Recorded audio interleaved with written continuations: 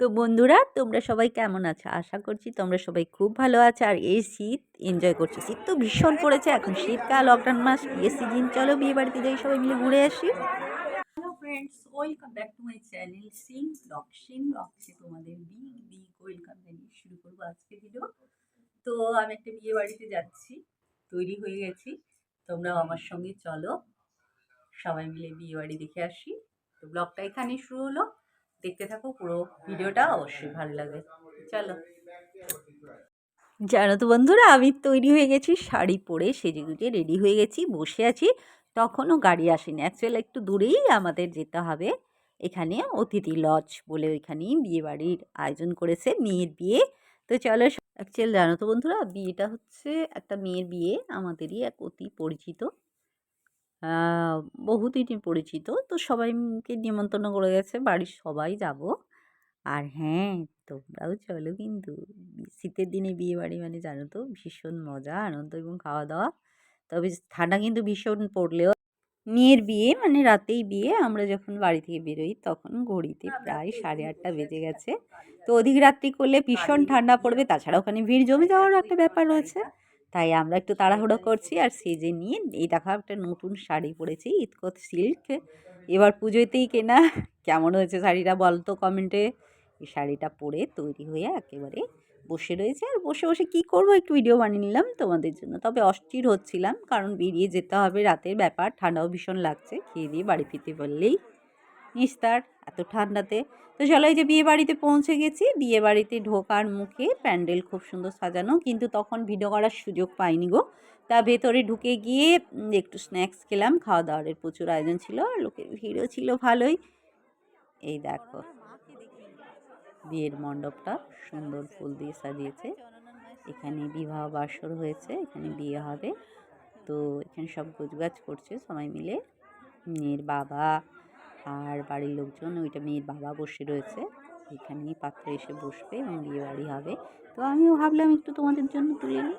দেখো, আমিও নিজে চলে এসেছি ক্যামেরার মধ্যে, তোমাদের জন্য সাইড ভিউ নিয়ে নিলাম।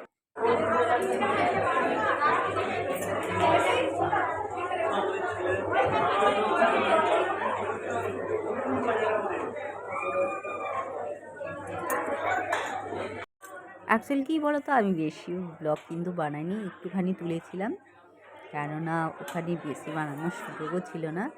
দেখো, এটি এখানটাতে খাওয়া দাওয়ার ব্যবস্থা করেছে ওরাই, সবাই পরিচিত লোকজনও কিছু ছিল। ওই যে দূরে দেখো সব স্ন্যাকের ব্যবস্থা রয়েছে, যে যেটা খেতে পারে। একটা চিকেন ছিল, তারপর অনেক কিছুই ছিল, আর কি বলবো। তারপর আমি সিঁড়ি থেকে নামছি, যেরকম থাকি বিয়ে বাড়িতে আর কি, ওই রকমই থেকে নামছি, একটু নিয়ে নিচ্ছি। আর দেখে নামতে হবে, আচার খেলে মহা মুশকিল ব্লগ বানাতে গিয়ে। এই দেখো এখানটাতে, এখানে নিচে একটু চলে এসেছি, আসার পর ঢোকার মুখে ওই জায়গাটা বিয়ের আসর সুন্দর করে সাজানো।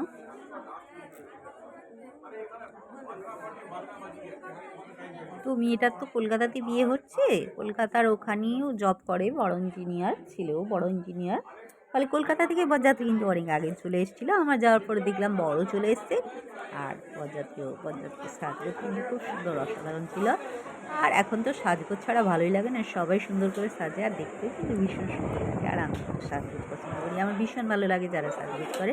তো চলো, সবাই মিলে খাওয়া দাওয়া করছে, আর অনেক রকমের কিন্তু ড্রিঙ্কসের ব্যবস্থা ছিল।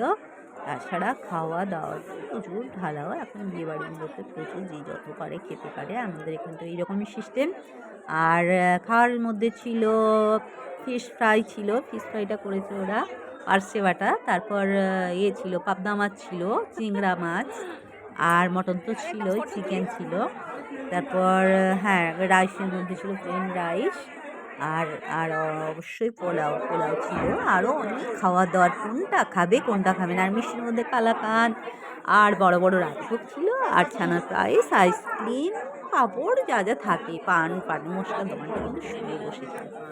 ওখানে তো প্রচুর খাওয়া দাওয়া হয়েছে, আইসক্রিমও ছিল, সবই ছিল, কফি ছিল, আর কি দেখি হয় আর কি ঢালাও খাওয়া তারা বসে আছে, দেখা হয়েছে অনন্যার মায়ের একদম সঙ্গে আর যখন অনন্যা জমজমাটি বাড়ি ভদ্রলোক দিচ্ছে ওনাদের।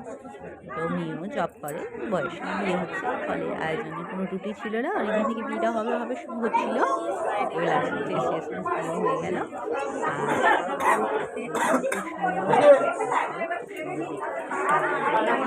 তো জানো তো বন্ধুরা, বিয়ে বাড়িতে ঢোকার সময় কিন্তু আমি সামনের ভিডিওটা নিতে পারিনি। এই দেখো এটা ওদের ঢোকার পথ, গেটটা সুন্দর করে সাজিয়েছে, সুন্দর তাই না? খুব সুন্দর এ বাবু একটা ফটো তুল না এখানটা। এই ছোট্ট ব্লগটা তোমাদের জন্য তুলে নিয়ে এসেছি। কেমন হয়েছে অবশ্যই লাইক সঙ্গে থাকার কথা তো আগেও বলেছি অনেকবার, আবার বললাম সঙ্গে দেখো বন্ধু হয়ে প্লিজ। আমার বাবাগুলো আর একটু দেখে নিই। হ্যাঁ চলো বাবুর হয়ে গেছে। টাটা।